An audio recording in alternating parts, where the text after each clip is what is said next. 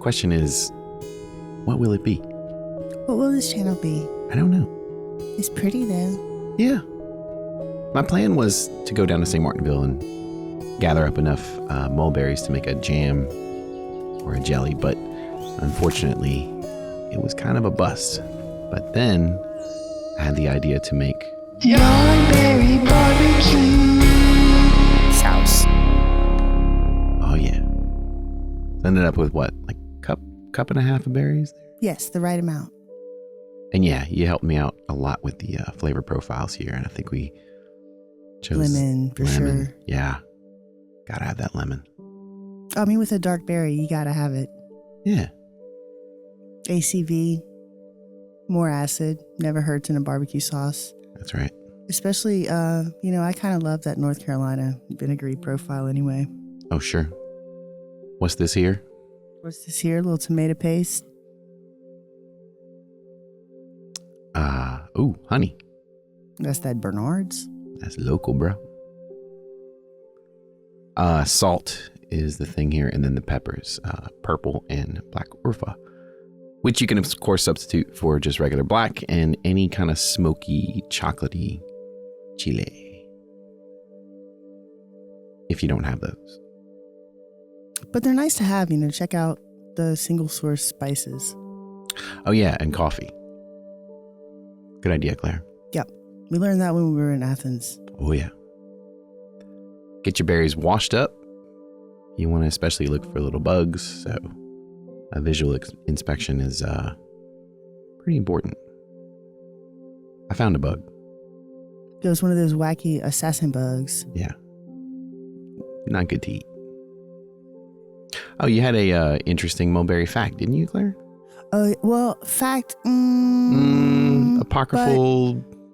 Anecdote. I've heard that it was originally often planted as like a distraction berry plant away from more desirable for human plants like blueberries, blackberries, and strawberries.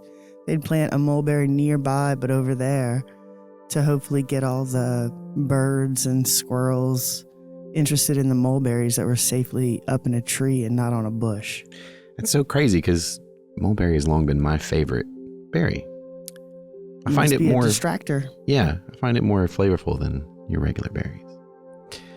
But catching up here, we've done some lemon, a little bit of salt, and 2 big fat tablespoons of honey.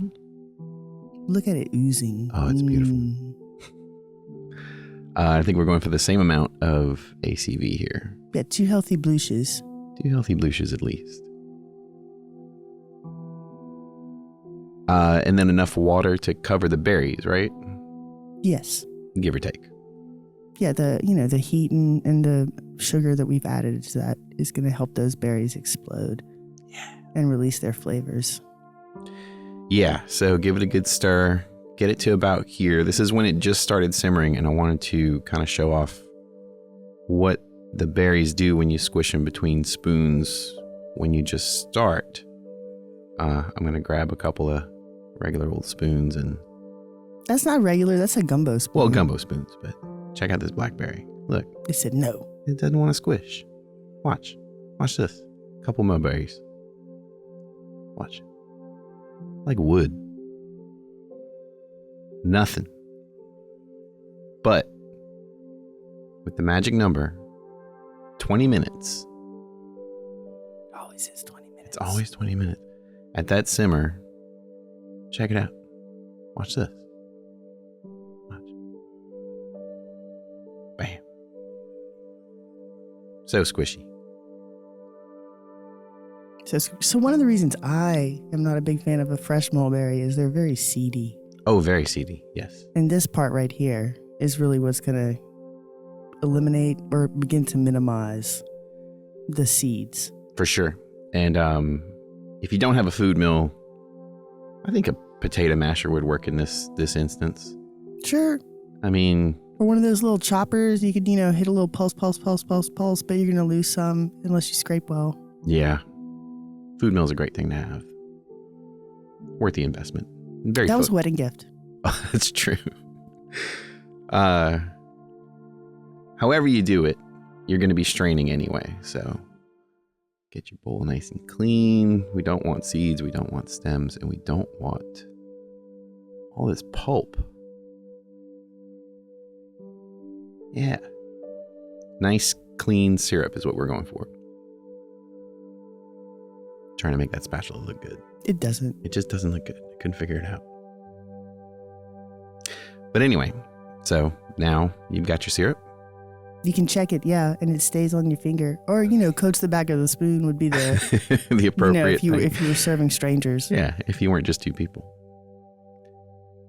This is the official measurement of a bloosh of coffee, right? A bloosh. Yeah. It's however long it takes you to say Bloosh. bloosh. You can add it 0 O's. Right. But a bloosh is a measurement of time, not volume. Right. I think we got about... All of it. Yeah, I would say about a quarter cup. So 4 tablespoons. 4 tablespoons. Give it a stir.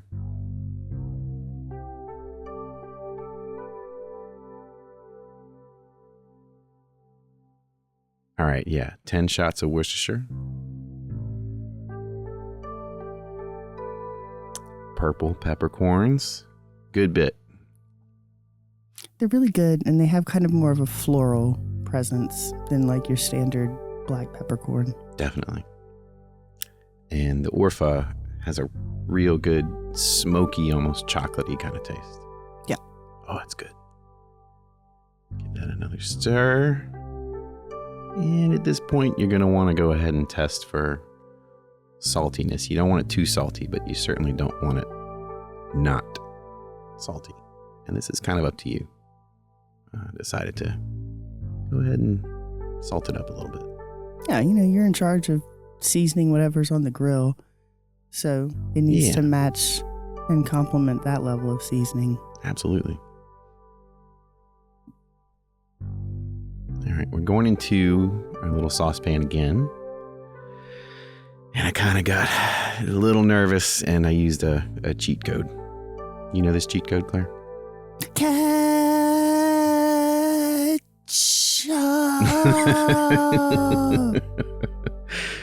The most American of ingredients.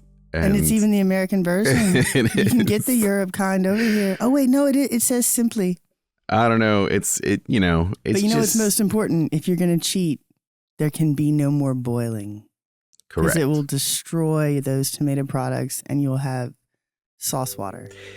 And as you see, I get real close to taking it up to a boil, but you just keep an eye on it and make sure that it doesn't super boil.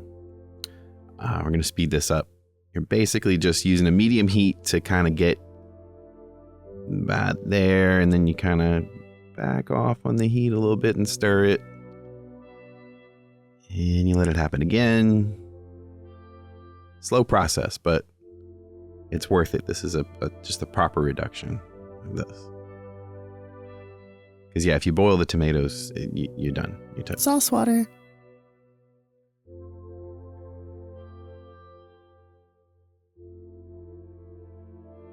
See, that was some good rapid steam release stirring. You saw that little figure 8, the tiny figure 8? Ooh. That's how you get a lot of that steam to come out. You know what steam is? Water. Water. That's what makes stuff thick, y'all. And that's what we're getting rid of. Looking for a little kind of a fairy tale twinkling star thing going on with the simmer. Nice. And about 20 minutes, guess what? Sauce. Perfect sauce. Coats the finger. Tastes great. Last but not least, grab that lemon that we juiced earlier.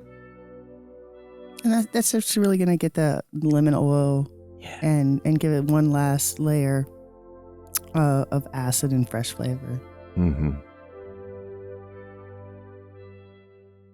One more little stir. And this will keep for a while. All that vinegar and salt in there. You're good to go. In the refrigerator. In the fridge, for sure. But get that on some meat. Make you a little side salad and let's go eat.